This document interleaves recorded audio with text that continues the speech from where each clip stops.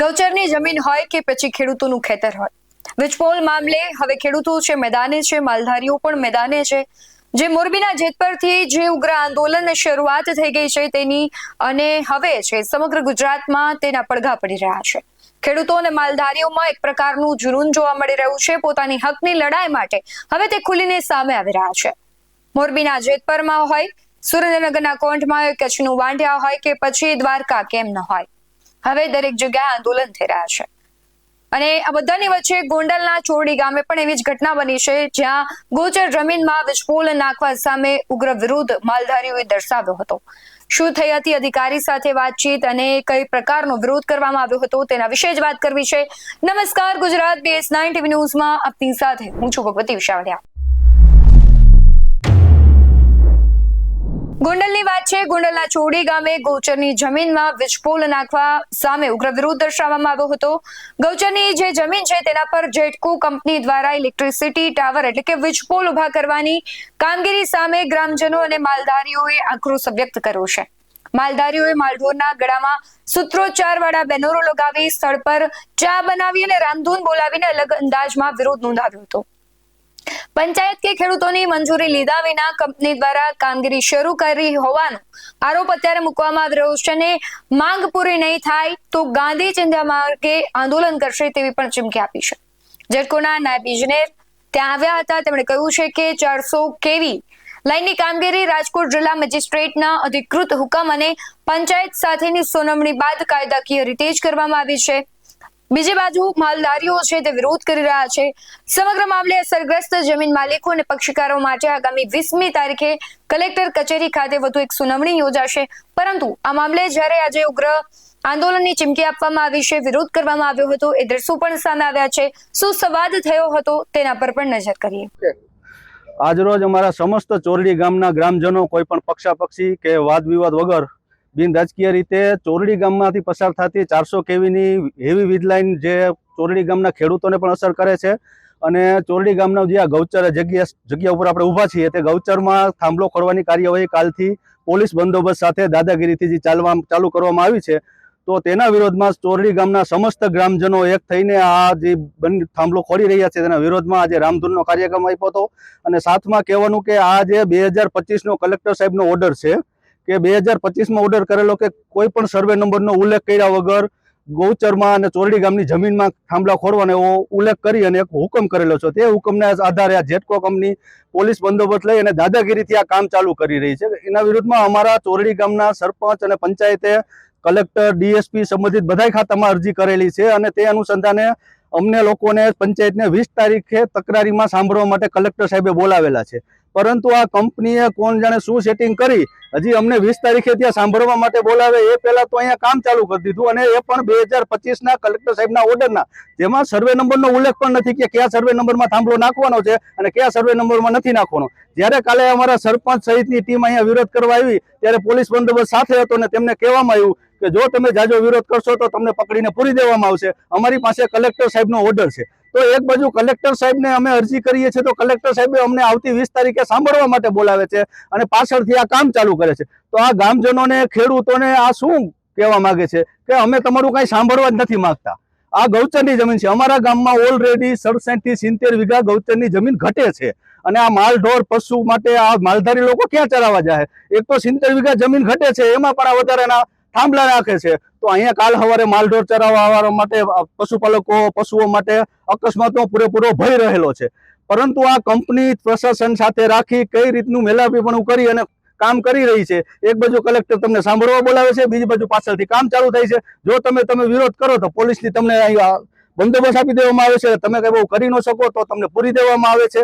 અને આ બાજુમાં જ આ ગૌચર છે. આ થાંભલો આમ ક્રોસ થઈને આવે છે. હકીકતમાં થાંભલો સીધો થવો જોઈએ, પરંતુ બાજુમાં એક 2023માં બિનખેતી થઈ ગયું છે, જ્યાં તમે જોઈ શકો છો હજી ખેતીનું કામ ચાલુ છે. નકર નિયમ પ્રમાણે બિનખેતીમાં ખેતી ન થઈ શકે, પણ આ આપણા પૂર્વ સાંસદ રમેશભાઈ ધડુકની જમીન છે એટલા માટે 2023માં બિનખેતી થઈ ગયું છે, કારણ કે થાંભલો એમાં ન આવે અને ખેતીનું કામ થાય છે.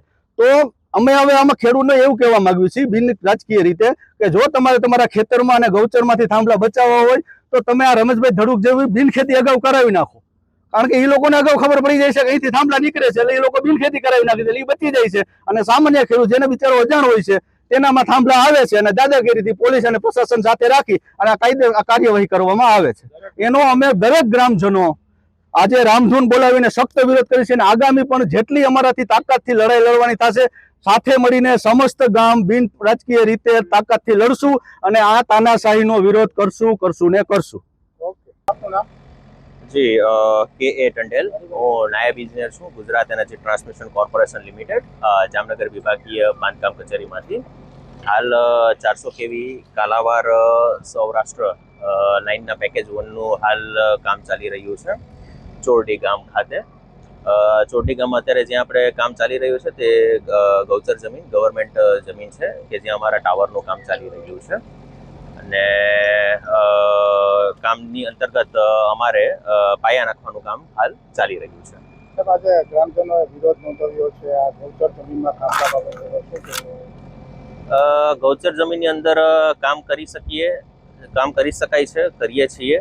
આ બાબતે અમારી પાસે ડિસ્ટ્રિક્ટ મેજિસ્ટ્રેટ રાજકોટ એમનો ઓર્ડર પણ આવેલો છે જેને આધારે કામ થઈ રહ્યું છે. જે તે વખતે આ કામ માટે થઈને રૂકાવટ હતી, ગ્રામ પંચાયતની હતી, પણ એ બાબતે સુનાવણીઓ થયેલી છે ભૂતકાળમાં કલેક્ટર ઓફિસ રાજકોટમાં અને ઓર્ડર પાસ થયા પછી જ અમે અહીંયા કામ ચાલુ કરેલું છે. ગ્રામજનોનું એવું કેવું છે કે જિલ્લા કલેક્ટર દ્વારા 20 તારીખે આ સુનાવણી માટે બોલાવવામાં આવ્યા છે.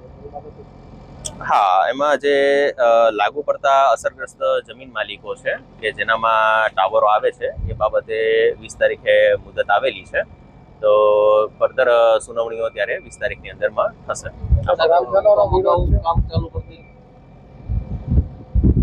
ગ્રામજનોનો એવો વિરોધ છે કે આપણે અહીં ગ્રામ પંચાયતને તમે મંજૂરી લીધી નથી કે ના, આ બાબતે ભૂતકાળમાં ગ્રામ પંચાયતને પત્ર વ્યવહાર દ્વારા પણ માહિતી આપવામાં આવેલી છે. એમને લેખિતમાં જાણકારી આપવામાં આવેલી છે કે અમારે ગૌચર જમીનની અંદર ક્યાં ક્યાં ટાવર આવી શકે એવું છે, જે માહિતી એમની પાસે છે. ચેતન ગઢિયા. આજે શું પ્રશ્ન હતો ચોરડી? આ પ્રશ્ન એવો હતો કે આ ખેતીની જમીનમાં જે લાઈન નખાય છે ગૌચરની જમીનમાં, એના માટે ખેડૂત એકઠા થયા ત્યારે રામધૂન બોલાવી અને જે ગાયોની જમીન છે છીનવાઈ રહી છે તો ગાયોને પણ એમાં સામેલ કરી આ આંદોલનની અંદર. અને ખરેખર તો ગૌચરની જમીન એ ગામની જમીન હોય અને ગામની જમીનની અંદર ગામ પંચાયત ટૂંકમાં સર્વોપરી કહેવાય. તો આ લોકો કોઈ જાતની ગામ પંચાયતની મંજૂરી લીધા વગર ગામ પંચાયતની જમીનની અંદર થાંભલા નાખવા આવે છે અને ખેડૂતોને પૂછ્યા વગર થાંભલા નાખે. તો ખેડૂતોને પૂછવું જોઈએ. જેવી રીતે તમે પ્રાઇવેટ કંપનીના થાંભલા જે આપણે મોબાઈલ ટાવર નખાય છે તો કેમ માલિક અને અરજદાર બે આમાં બે નક્કી કરે છે, તો આમાં કેમ માલિક ને કંપની બે નક્કી નથી કરી શકતા? આમાં ખરેખર સરકારનો રોલ જ નથી હોતો. વચ્ચેને બે જ માલિક છે અને થાંભલા નાખવાના, થાંભલા અસરદાર બે જ કરવાનું હોય છે. તો આવું થતું નથી, એટલા માટે વિરોધ કરવો પડ્યો. તમારી માંગ નહીં સંતોષાય તો શું? તો આગળના પણ આવા કાર્યક્રમ ધીમા બધા ચાલુ રહેશે. ગાંધી ચિંધ્યા માર્ગે આંદોલન કાયમી ધોરણે ચાલુ રહેશે. અલગ અલગ જગ્યા ઉપર જ્યાં લાઈન નખાતી છે ને બધા લોકો સંગઠિત થયા છે, ગ્રુપ બનાવે છે. હવે દિવસે ને દિવસે આ લડાઈ છે વધારે આક્રમકતા સાથે માલધારીઓ ખેડૂતો લડવા માટે મેદાન આવી રહ્યા છે. હવે આંદોલનની ચીમકીઓ આપવામાં આવી રહી છે. આવનારા દિવસો જે તો બતાવશે કે ગુજરાતમાં કેટલા મોટા આંદોલનો થશે કે પછી સરકાર અને ખાનગી વીજ કંપનીઓ છે ખેડૂતો અને માલધારીઓની માંગ સ્વીકારશે. તમારું શું માનવું છે કમેન્ટમાં જરૂરથી જણાવજો. બાકી આવા જ વધુ અહેવાલો સાથે ફરી મળતા રહીશું. તમે અમારી યુટ્યુબ ચેનલને સબસ્ક્રાઇબ કરવાનું અને ફેસબુક અને ઇન્સ્ટાગ્રામ પર ફોલો કરવાનું ભૂલશો નહીં. બાકી નવી અપડેટ્સ મેળવવા માટે આપ જોતા રહો BS9 TV ન્યૂઝ. નમસ્કાર.